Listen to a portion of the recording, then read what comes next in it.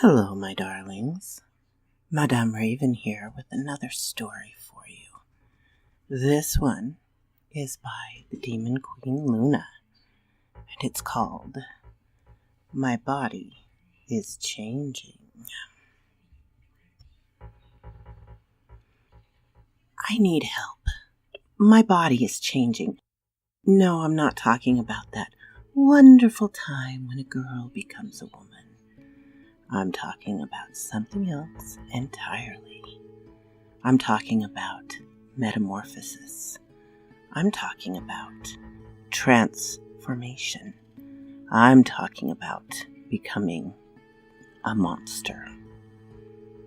I'm a woman who is living in the shady area of an East Coast city, though for my own safety, I can't tell you where.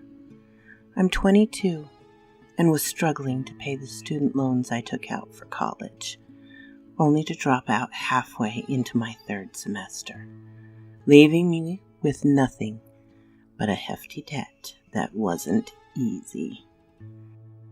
I tried the usual shit.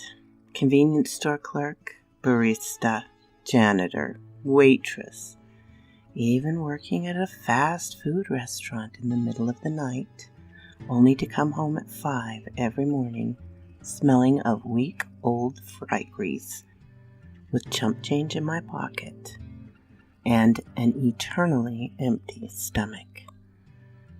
I admit I wanted nothing more than to get out of this shitty-ass town, filled with shitty-ass people, and move someplace where a lady like myself might have a chance to flourish, degree or no. Honestly, I wanted to be beautiful. I wanted to model, maybe even act. I wanted so badly for people to rush up to me, taking pictures and asking for autographs, telling me how I inspired them, how they wanted to be just like me one day. I wanted to have people look at me like I walked on water. I guess that was selfish. I guess it shows how my ego was. How little I cared about anything but my own vanity. It started the day I met her. She was a tall, elegant-looking woman with midnight-colored hair that, when it caught the light just right, glowed with a deep blue hue. Her eyes were a chocolate brown color, and her skin was a flawless alabaster, which was a stark contrast to the raspberry tone of her heart-shaped lips. Her eyebrows were fierce, perfectly shaped, and her thick, dark eyelashes brushed her high cheekbone when she blinked or looked down. Her clothing draped over her lithe dancer's body, her long legs sending the shimmering cascade of her golden dress flowing around her like some ethereal goddess with every confident stride.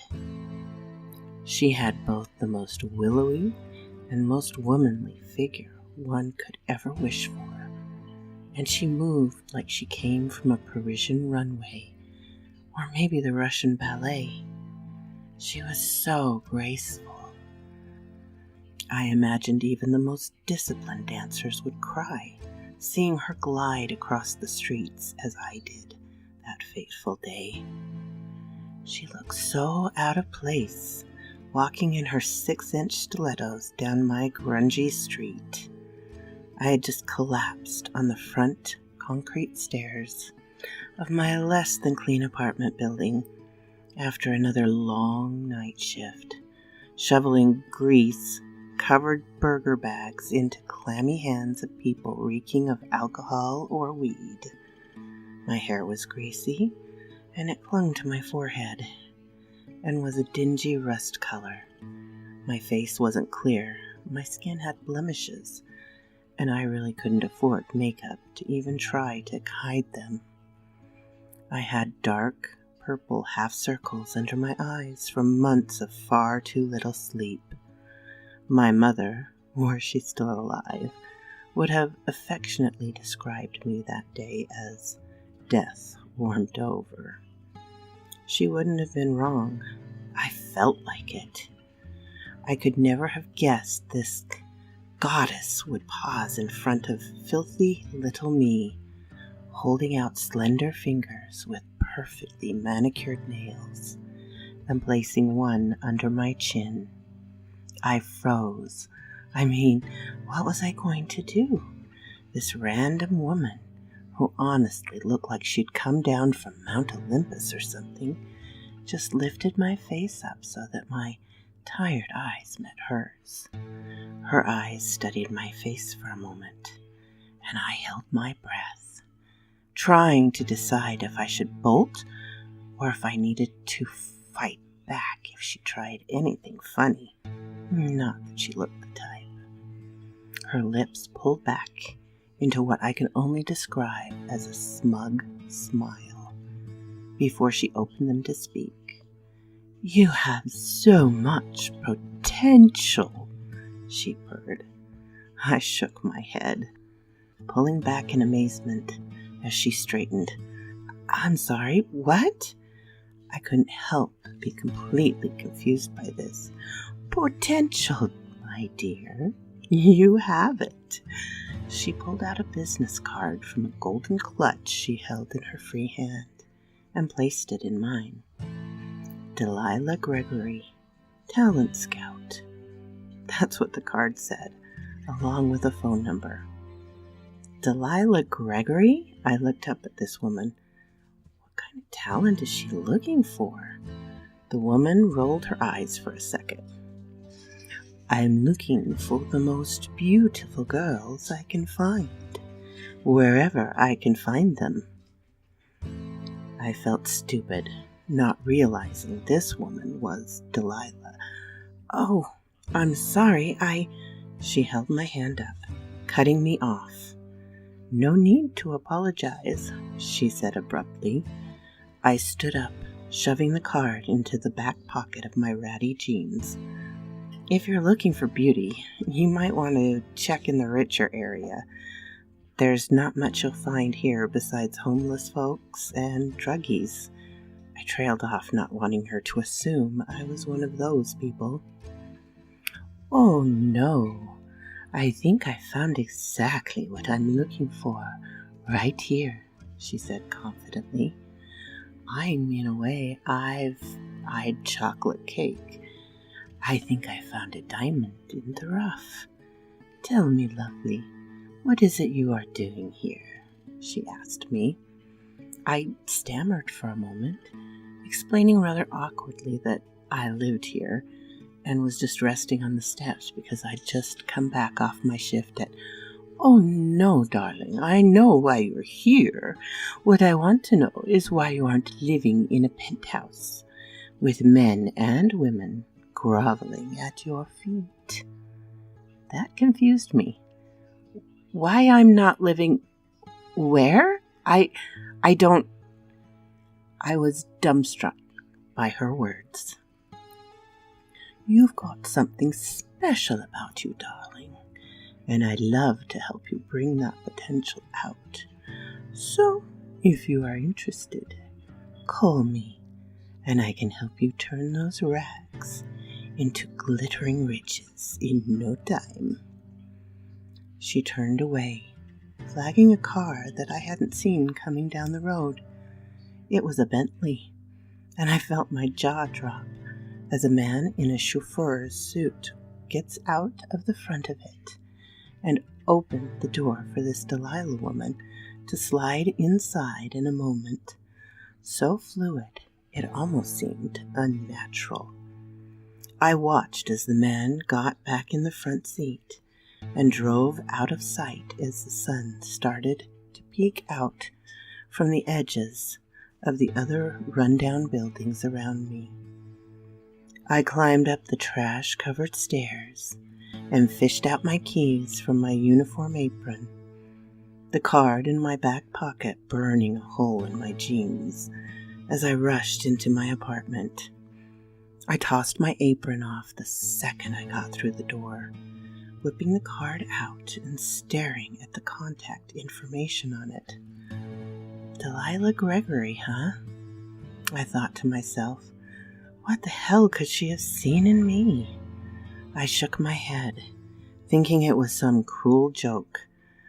But a tiny part of me, a hopeful, optimistic part of me, told me it wasn't. I put the card down on the cardboard box I used as a tiny coffee table in front of the couch I'd picked up off the street one day. As it was in all right condition at the time, I wandered into my bathroom, turning on the naked bulb that hung over the dusty mirror above my cracked sink. I stared into my reflection, trying to find whatever it was this Delilah saw. At first, I wasn't finding much. Too many, too big pimples and blemishes, untamed eyebrows, malnourished skin tone. But then, something else. Eyes the color of the daytime sky, framed by long, if only light-colored lashes. Powder pink lips with a defined cupid's bow, and a nice pout, even as tired as I was. Maybe there really was something there. I had to be sure. I stripped down right then, turning up my shower on, and despite the weak pressure my plumbing supplied, I was grateful it was hot, at least. I scrubbed my hair vigorously, then my face, and then the rest of me. When I was satisfied that I'd successfully washed off all evidence of my nighttime hell that was my job, I stepped out and wrapped myself in a towel. I wiped the steam off the mirror with my hand, looking again at the face reflecting back. The places where my hair had already started to dry revealed a warm honey color that had been hidden by a thick layer of sweat and fry grease. Skin, where it wasn't pimply and red, was actually soft and had the tiniest hint of pink, flush from the heat of my shower. Maybe, just maybe, I did have potential, as Delilah said. Maybe I'd get dressed, walk down to the payphone at the bottom floor of my building, and give her a call. And that's exactly what I did. I dried myself off, put on my least tattered clothes I had, and grabbed a handful of coins from the jeans I'd taken off before my shower. Grabbing the business card and my key, as I exited my dark little apartment with shaking hands, I dialed the number on the worn-down keypad of the only working payphone in the whole building, and held the receiver up to my ear. She picked up almost immediately. "I knew you'd call." Her voice sounded like she was wearing the same smug smile from when she'd inspected me.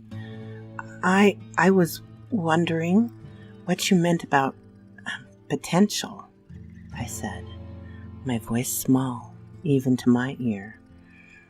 "Why tell you when I can show you?" she asked. "Wait outside, and I'll be there very soon." She hung up before I could even respond.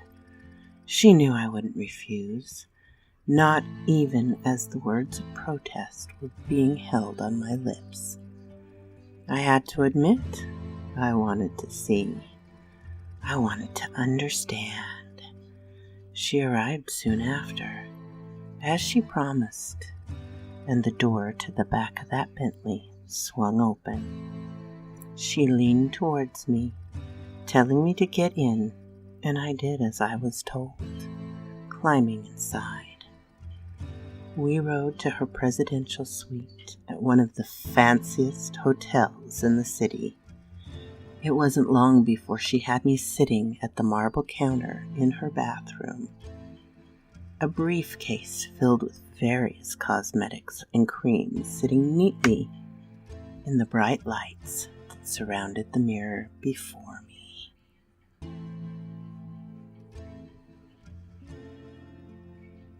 She pulled a vial of peach-colored cream from the collection, pouring some on her hand and applying it to my face. It felt light and creamy, and I could almost feel it absorbing into my skin. She applied a few more products, mostly vials of lotions and creams that all felt very tingly and good on my face. Before turning my attention to the reflection in the mirror, my face looked different. I know it's unbelievable, but my face, it was clear, completely blemish-free. It wasn't that it looked like makeup has covered it up, but that there was nothing there. At the surface of the skin, I wasn't sure how it was possible, but my face was flawless. I stared up at her. My eyes had to have been the size of saucers as I gaped open-mouthed at this woman. "What did you put on me?" I gawked, touching my face and feeling the soft, smooth flesh beneath my fingertips. Delilah smiled, a flash of pearl white. Perfect teeth beamed at me, and she walked behind me, looking in the mirror at the two of us. "I just helped to bring out some of that potential, and it doesn't end there." She brushed my hair gently, like a mother would a dearly loved child. "I can help you to look like a goddess." That was it. I was hooked. It didn't take long before I was glowing right alongside Delilah. My hair, which she had given me a special oil to nourish, was now the deep, honey-colored gold that would flow perfect and shiny as it fell down my shoulders in beach-ready waves. My eyes were bright and framed with the same dark, thick lashes as Delilah. I was spectacular. Every inch of me, with the help of Delilah and her magic creams, was flawless. No makeup was needed to make me the most stunning creature to grace the room. And finally, for the first time in my life, people's jaws dropped when I entered the room. I walked on water, just as I dreamed I would, and life felt perfect. I moved in with Delilah, living in the penthouses and presidential suites in every big city I could have ever dreamed of seeing. Paris, London, Dubai, New York, Tokyo, Madrid, you name it. There I was, shining like the brightest star as men, women, and children all stared in awe the moment I walked by. I'm sure they had the same expression I had when I saw Delilah walking towards me those few months ago. Everything had been perfect. Delilah said she wanted to talk to me. And so, earlier today, that's exactly what happened. But I had never expected to hear what I heard. Never expected to feel what I feel now. Delilah told me just an hour ago that I was finally ready. She pulled me away from the crowds, up to the suite we are staying at, and turned to me, for the first time, what looked like tired eyes. She put her hand on my cheek and cradled my face in it. "You have become so absolutely beautiful," she groaned. You're perfect now. It's time for you to do what I have been getting you ready for since the first day we met." She reached into her clutch, which she kept with her always, and pulled from it one of her vials. I felt an excitement buzz across my skin, just seeing the tiny bottle in her hand. "Turn around," she commanded, and I did so. I was used to this sort of thing. She would put the creams on my skin, and I'd feel a sort of ecstasy like nothing else. But this time, it was different somehow. She ran her fingers from the base of my neck down my spine, and I waited impatiently for that feeling to come. It didn't come, though. Instead, it felt almost as if the skin was splitting. It burned like a cat scratch, and my back arched away from her touch for the first time ever, turning with what I assumed a look of confusion and fear. She smiled at me. Those same warm chocolate eyes that had once filled me with curiosity, even confidence, were now filled with something more else, a sinister anticipation of sorts, as another smile spread across those raspberry lips, which were now, as I studied her, framed with the slightest sign of aging. It was only a moment before my legs dropped out from under me, and I hit the ground, paralyzed. Delilah stood over me, staring down at me as she reached behind her head with both hands. She ran her hands down her shoulders, and her skin seemed to almost slide off of her as she did. It was like some sick scene in a horror movie where the bad guy takes off the mask and it just sags off like their face is being melted. Underneath that skin is something terrifying. Those same chocolate eyes sat in a face covered with sinew and meat, those areas of it that were dotted with patches of gray, mummified-looking skin. Her lips were gone, revealing a mouth filled with the white teeth that beamed at me, sitting in black gums and only very slightly obscuring the view of the teeth that hid behind them. Fangs, like 100 taxidermy needles, rested like sharp teeth in rows behind the human-looking ones. As her skin fell off her like a robe, I could see the way her muscles warped around her bones, sticking out like spikes where her joints should have been. As the guys fell away, she spoke, her voice layered like 100 of different women, all their voices speaking in unison. "You're so beautiful now." She placed those bone-armored hands on my back, and I felt my skin open like a suit. And as her fingers clenched around my spine, she pulled me out of my skin. I didn't have to look into any reflective surface to know. I looked like she did, a sick, ghoul-like thing, a corpse that crawled out of the depths of hell. She tossed me to the ground a dozen feet away, flung me like I was nothing more than a rag doll instead of a 125-pound woman, watching her lift my skin like it was a dress, holding it like it was the most beautiful garment in the world, sickened me.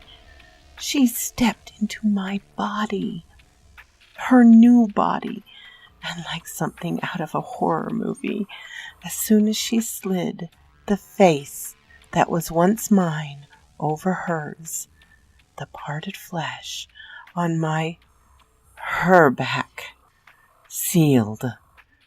I was staring at me, only it wasn't. Almost every detail was right.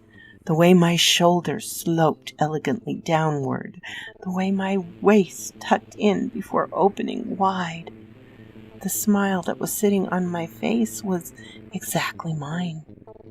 The only thing that wasn't mine were the eyes. Instead of blue, I saw again the chocolate color. And as I laughed, it was my voice coming from those lips. My lips.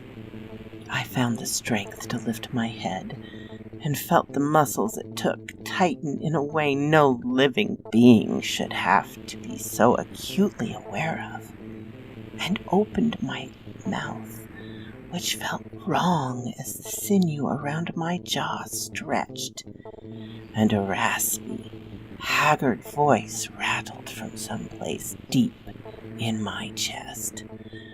"Delilah!" the voice croaked. A single voice. The thing that was wearing my body smiled brightly as it twirled around, admiring itself. It was all I could do to lift my arms and drag myself forward, inch by inch. I reached for the thing's legs, but it sidestepped me easily, giggling a laugh as it danced out the door. My body wasn't mine. It was hers. Hers! The word rang in my mind like a bell. Hers, hers, hers. I crawled my way to the discarded skin that thing Delilah had left on the ground. I struggled to lift myself to my feet. Every movement felt wrong. Each muscle moved in a way that felt like I was made of some wet kind of jelly, and the squishing sound that it made was enough to churn my stomach, or at least what felt like a stomach. I did as she had done, sliding into the flesh she'd left behind, and it felt right. It felt like I was putting on the most wonderful fitting pair of jeans as the flesh encased my legs, becoming mine. As soon as the skin touched my body, it adhered like it was painted on, so perfectly fitting what was underneath, while not revealing the disgusting creature it hid behind the thin layer of alabaster flesh. As the flesh was pulled over my face, I could feel it fit onto me, could feel it become me. The sound of skin knitting together as my back closed up sent a shiver down my spine. I looked into the mirror to see what was once Delilah, now with a pair of blue eyes I'd never forget. They were the eyes I'd seen every time I looked into the mirror. This was my body now. The signs of aging I'd seen on Delilah's skin was still there, and this flesh, I could feel, was not going to last forever. On the table by the door sat a single vial of the liquid she had used to rend me of my skin. I picked it up, clutching it in elegant fingers that would soon become shriveled like an old crone's. This face I wear will grow wrinkled soon enough. I can't have that. I want to be beautiful forever. My body is changing. I need a new one. These blue eyes would look especially beautiful in your face. I think you might have potential.